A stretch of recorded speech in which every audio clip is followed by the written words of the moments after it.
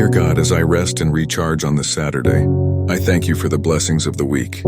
Help me to slow down, breathe deeply, and trust in your goodness. Renew my strength, revive my spirit, and refresh my heart.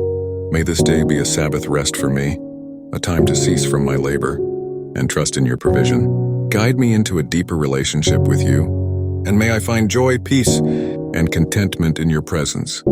Prepare me for the week ahead, and give me wisdom, courage, and faith to face whatever comes my way. In Jesus' name I pray, amen. Remember the Sabbath day to keep it holy. Exodus 20. Come to me, all you who are weary and burdened, and I will give you rest. Matthew 11:28. The Lord is my shepherd. I lack nothing. He makes me lie down in green pastures. He leads me beside quiet waters.